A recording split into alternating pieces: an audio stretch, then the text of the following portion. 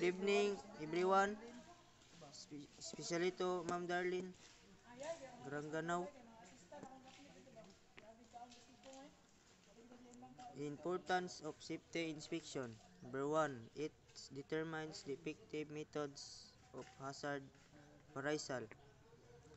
First, identifying hazard in then assessing the suspected risks by evaluating likelihood and severity of potential harm. Number 2. It corrects deficiencies to bring both safety and operation to minimum accept standards. Corrective action plan or corrective and preventive action kappa process.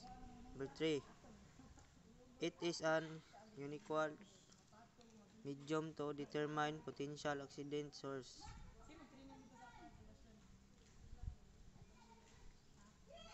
Recognize that a problem or non-conformity has occurred. Number 4. It recognizes defects for future necessary corrective actions.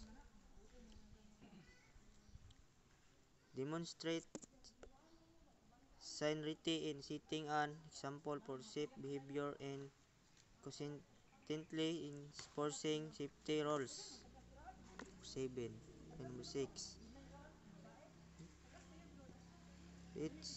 It's demonstrate management's sincerity regarding accidents prevention.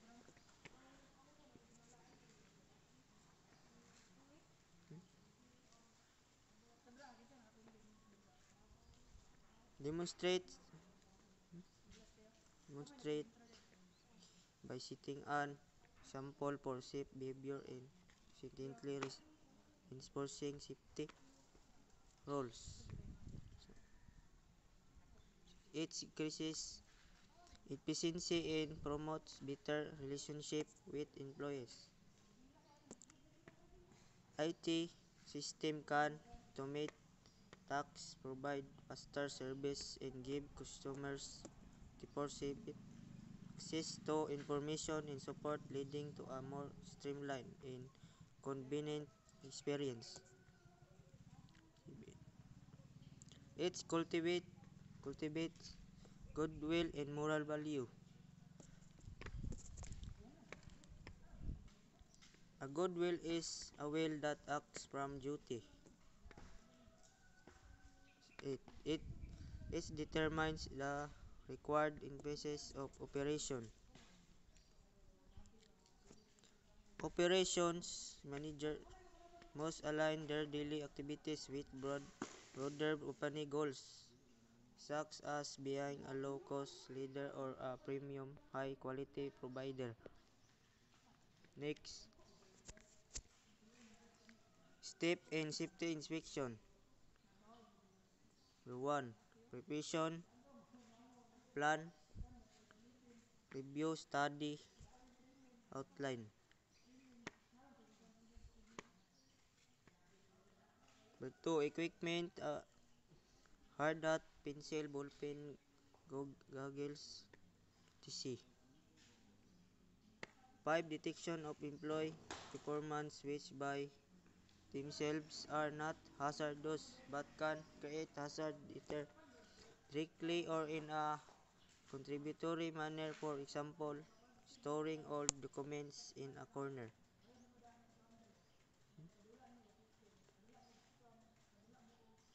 Next, steps in safety inspection. Number 1. Preparation plan, review, study, outline. Preparation. The first step involves planning, reviewing, studying, and outlining the inspection process. Equipment. Hard hat, pencil, ballpen, pens, goggle, etc. Equipment. Essential equipment includes a hard hat, a pencil or pen, and goggles. Plan right. Have a definite objective. Follow the pattern. Plan. Ayot.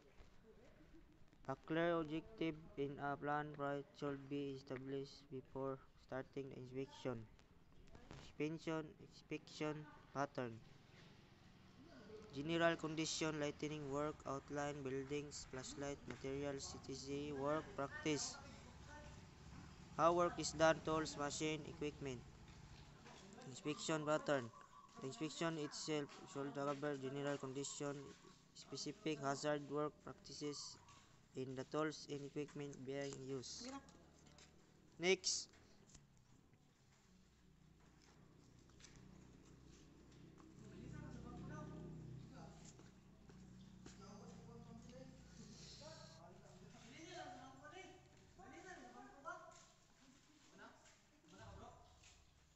Next.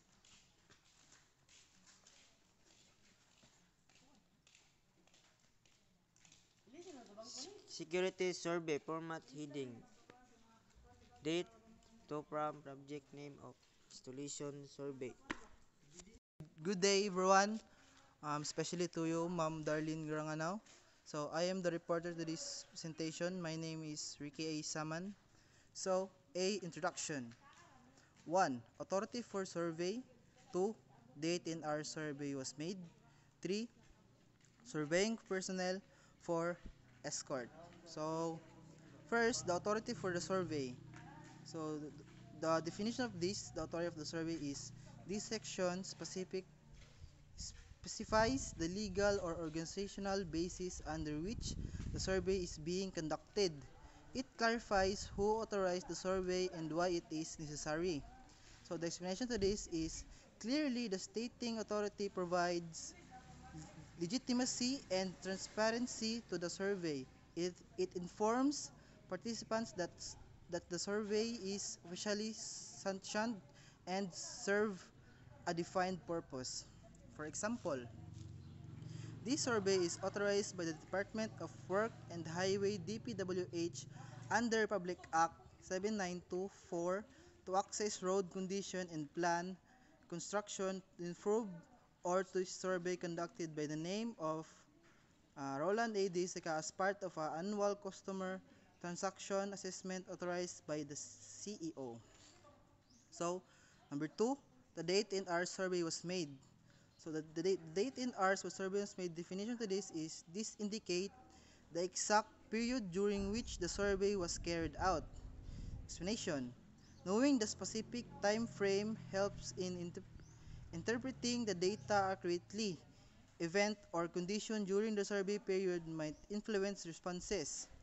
For example, this survey was conducted between June 1, 2024 and June 15, 2024 during the hours of 8 a.m. to 5 p.m.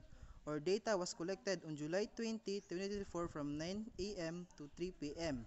So that is the example of date and hour survey was made. So let's proceed to number 3. Surveying personnel. The definition of this is this lists the individuals or teams responsible for conducting the survey. Explanation. Identifying the personnel ensures accountability and provides a point of contact for any queries about the survey process. For example, the survey was conducted by the personnel from the National Statistic Office or NCO, especially list of the participants or the survey team included representative from the research department. So let's proceed to number 4, escort. So the definition of escort is this refers to the security support personnel accompanying the survey team, especially in situation where security is a concern. Explanation. This ensure the safety of the survey team and can help in building trust with respondent in sensitive areas. For example, the survey team was escorted by officer from Davao City Police Department to ensure the safety and security or due to the nature of the area. The team was accompanied by the local community leaders who acted as escort. So next, B. Name and mission of the installation activity. So this section focuses on dealing what the surveyed unit does and its place within a larger structure. For example, number 1, description of survey unit, use map showing installation. So the definition of this is a detailed overview of a physical location and layout of the unit being surveyed. This includes a map and a description of a site. Explanation. These provide a clear picture of the installation physical characteristic, which is crucial for understanding its operation and security needs. For example, the surveyed unit is in the Santo Tomas Davao del Norte, located at the Purok 1 Street. It occupied 10,000 square meter areas as shown in the map 1. The main building is 5-story structured with offices, meeting rooms, and public service area. So that is the explanation of the description of survey unit. So let's proceed to number 2. Mission. Purpose of the installation, its functions, major activities, product manufactured, stored, and other factors affecting security. So, mission, the definition of this is a statement of the unit primary purpose, what it does, and how it contribute to the larger organization or community. Explanation to this is understanding the mission helps assessing the importance and criticality of the unit, which informs security priorities. For example, the mission of the Davao City Hall is to provide the efficient and effective governance in public service to the citizen of the Davao City. Its functions include local legislation, executive administration, and the delivery of the basic services such as health, education, and social welfare. So let's proceed to number 3, relationship with the higher organization. So the definition of this is how you surveyed unit fit into larger organization structure. Who does it report to and what entities does it support or interact with? Explanation. Clarifying this relationships helps to understand the flow of authority resources and information which can effectively affect security unit security protocols.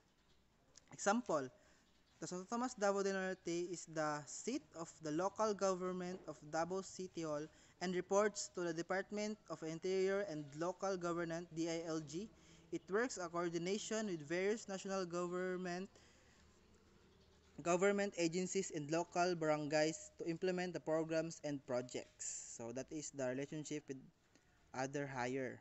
So number 4, organization. So the definition of this is a list of key department, division, or units within the survey installation. And the explanation of this is knowing the internal structure provides insight into the various functions performed and how they are organized, which can impact security planning. So next, physical security. This section deals with the tangible measure in place to protect a facility from unauthorized access or threat. So that is the physical security. Number 1, perimeter barriers. Situation chain link fence has several damaged or cut portion that can be used for unauthorized entry. So the definition is this is a physical structure designed to define the boundary of the property and deter to delay unauthorized entry. Explanation. Perimeter barriers are the first line of defense against the intruders. They provide the physical obstacle that can prevent or slow unauthorized access, giving security personnel time to respond. Common type of fences. So there are common types of fences like fences, walls, vehicles, and natural barriers. Example, the chain link fence surrounding facility has several damaged or cut portions that can be used for unauthorized to entry.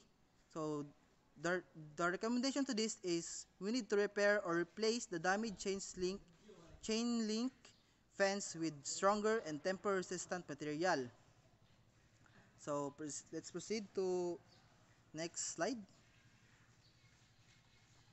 So this is also pa rin physical security. 2. Guard force and guard system.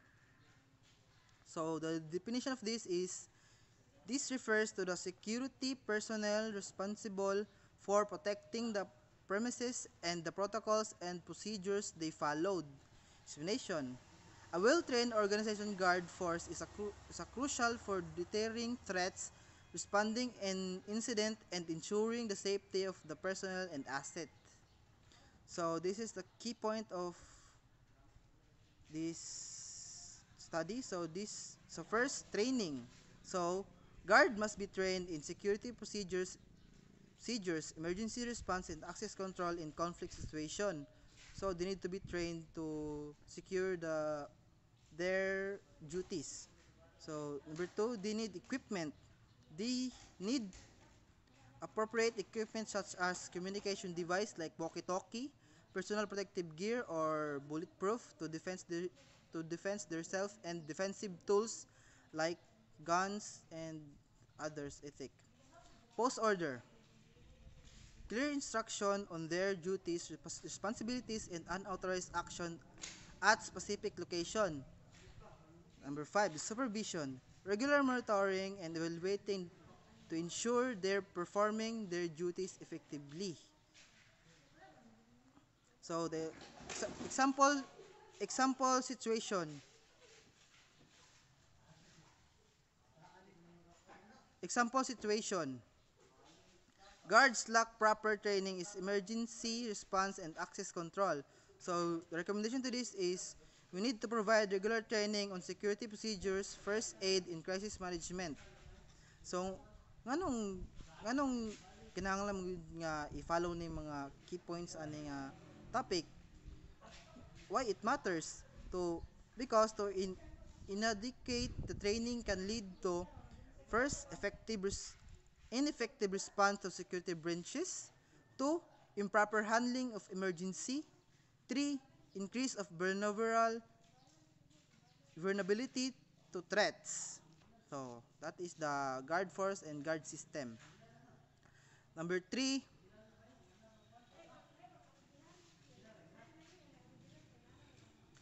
personnel identification and movement control. Definition. System and procedures for verifying the identity of the individuals entering the facility and monitoring their movement with the premises. Explanation. This prevents unauthorized access and ensure accountability and helps to maintain a secure environment. So let's proceed to next. 4. Protective lighting. The definition of this is the use of artificial lighting to deter crime, enhance visibility, and improve security during nighttime or in low light condition. Explanation. Proper lighting makes it easier to detect intruders, monitoring activities, and respond to incidents. It also acts as a deterrent as criminals are less likely to target well-lit areas. So types of protective lighting. So here are the types of protective lighting. First, continuous lighting. So what is continuous lighting? So the continuous lighting is a constant illumination of a perimeter and the critical areas. Number 2, standby lighting. So standby lighting are lights that are automatically activated when triggered by a sensor or alarm. 3, portable lighting. So the portable lighting is a movable light used by the temporary or specific needs. Example situation. The dark areas around the perimeter and buildings entrances. So the recommendation is install floodlights and motion sensor light along critical areas. So nganong need man ning mga ingani nga kuan nga gamit. So efficient lighting here are the elements is conceal intruders, hinder surveillance effort, and increase the risk of accident. So number 5, alarms and communication system. So the definition of this is electronic system designed to detect and alert security personnel to unauthorized entry, fires, or other emergencies. Communication systems enable rapid response and coordination. Explanation: alarm system provide early warning of potential threats, allowing for timely intervention. Communication system ensure that security personnel can communicate effectively with each other and with eternal emergency service. So type of alarm system. So here are the types of alarm system. First, intrusion alarms. So intrusion alarms are used to detect unauthorized entry into a building or area. Number 4, fire alarms. Fire alarms is used to detect smoke or heat, triggering an alert in case of fire. So number 3, panic alarm. So panic alarm is used manually activated devices that signals a distress situation. Number 6 is communication system. Number 7 is a two-way radius. Number 8 is it cons emergencies. Number 9 is emergency hotline. Example situation: no alarm system for fire, intrusion, or emergencies. So recommendation to this is install fire alarms, intrusions alarms, and panic buttons at a strategic point. So nganong need man ning mga ingani? Because lack of a alarm and communication system can be delayed response to emergencies, increase the severity incident, compromise the safety personnel and assets. So let's proceed to number 6, restricted areas. So the definition of this is designated areas within a facility where access is limited to authorized personnel. Explanation: restricted areas protect sensitive information, vulnerable asset, or critical operation from unauthorized access or inference. Example of the restricted areas: 1. Data center. 2. Research laboratories. C. Exclusive offices. 4. Storage room or hazardous materials. 5. Methods for securing restricted areas. 6. Lock and access control system. 7. Civilians cameras. 8. Security guards. 9. Signage and physical barrier. So that is the example of restricted areas. So example situation: doors to restricted areas left locked or untenanted. So the recommendation to this is lock and monitoring entry points with access control service. So ngano kinahanglan ni siya? Failure securing restricted areas can be lead to number 1, theft of sensitive information or asset. 2. Sabotage or disruption of operation. 3. Compromise and security system. So that is the meaning of an example of the restricted areas. Number 7, storage security. So the definition of this is measure taken to protect stored items from thief, damage, or unauthorized access. The explanation is proper storage security ensures the availability and integrity of an asset, records, and materials. Example situation: no inventory records or monitoring or stored items. So the recommendation to this is implement strict inventory control and editing procedures. So anong need man ni siya? Why it's need to prevent the first loss of valuable assets. 2. Difficult in tracking inventory. 3. Increased risk of theft or damage. So let's proceed to the next slide. 8.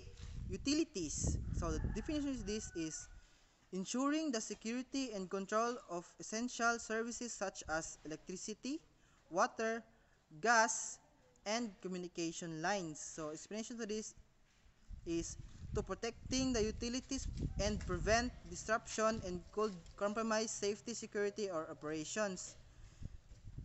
Examples of utility security measures. So first, here are securing electrical panels, water valves, and gas shut-off valves with locks. 2. Restricting access to unauthorized personnel only. 3. Regular inspection and maintenance to identify and address the vulnerabilities. 3. Backup power system or generator UPS to ensure continued operation during outage. Example situation: electrical panels and water supply controls are insured and access to anyone. So the recommendation to this is secure all utility access point with locks and restrict access to unauthorized personnel only. So nganong kinahanglan na siya? To unsecure utilities can be tempered with leading to first, power outage. 2. Water contamination. 3. Gas leak. 4. Disruption of critical services. So number 9, emergency plan. So the definition of this is documented procedure for responding to various emergencies such as fires, earthquakes, intrusion, medical incidents, or natural disaster. So the explanation to this is emergency plans provides a coordinated framework for protecting people, property, and the environment during a crisis. Example situation: no written emergency plan for fire, earthquake, intrusion, or medical emergencies. So the recommendation to this is we need to develop and document a comprehensive emergency response plan. So nganong need man ni siya? Lack of emergency plan can be result in confusion and panic during a crisis. 2. Delayed or ineffective response. 3. Increased risk of injuries or facilities. So thank you. That is all my meaning and explanation to this topic. So let's proceed to the next reporter. D. Personal security. The data concerning key personnel situation, no updated personnel records for manager and critical staff. Recommendation: maintain update to fields and key personnel, include roles and responsibility. Number 2, the clearance program. Situation: no system to determine personnel access to levels. Recommendation: implement a clearance program that assign access level and based on job roles. Number 1, data concerning key personnel. This mean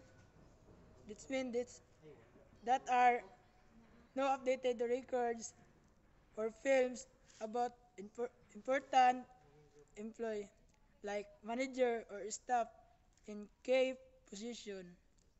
Without these records, it's hard to track their roles and responsibilities. Why important? Keeping updated information helps the company know who is responsibility for and ensures smooth and operation. Number 2, clearance program.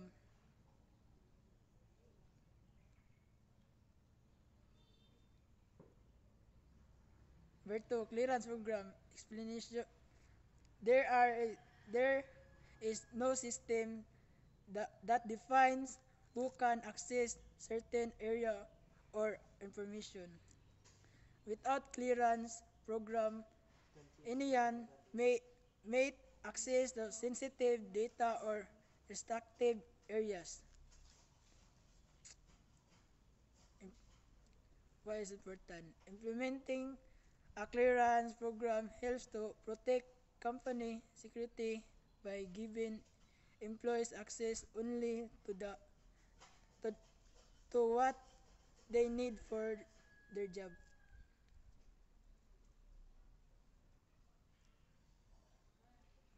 Number 3, security education program. Situation employees unaware of basic security policies and emergency produce. Number 4, moral of employees. Situation low employee moral due to poor working condition or lack on recognition. Recommendation, employee working condition and recognize employee contribution. Number 3, employee don't know the company security policies or what do you in emergencies. This lack and awareness can cause of confusion or danger during the critical situation. Why is it important? Training and information help employee to understand how to stay in safe and follow company rules properly. Number 4, employee moral, motivation, and happiness at work is low because of poor working condition or lack on recognition for their hard work. Why is important? Improving working to condition and recognize to employee efforts both of moral, which leads to better performance and less turnover. Number 5, absentee rate and labor turnover. Situation, high absentees leading to understaffed operation. Recommendation, monitor absentee and trends and address routes and case helps and moral workload. Many employees are frequently absent, which are case of lack of staff and affects the company operation. Monitoring absentees and understanding the reason, like health issue, low moral, or heavy workload, helps the company solve this problem and maintain the stable workplace.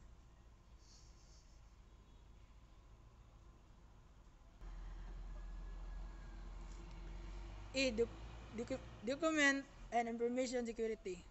Number 1, rules and regulation to safeguard classified matters.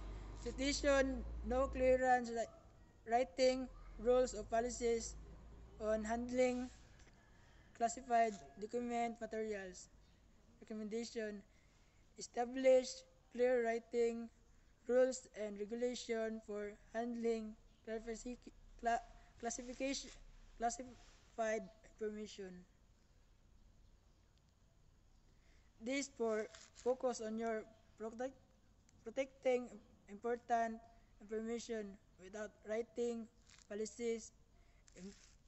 Policies employee may act of differently or make mistake in keeping document secure. Having writing rules ensure everyone follow the same produce.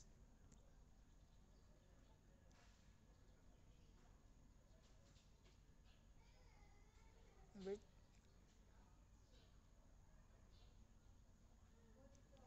F.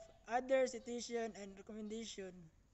Number 1, situation lack of coordination between different department and regarding the security matters. Recommendation, establish inter and departmental coordination and regular security meetings.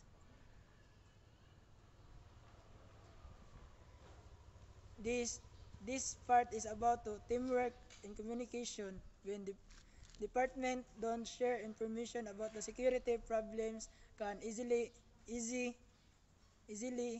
be missed. By having a regular meeting and better condition, security become stronger and more organized.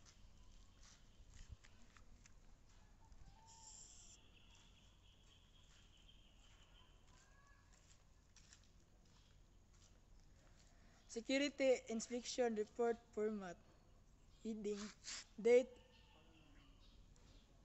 to, from, and subject name of institution. Subject.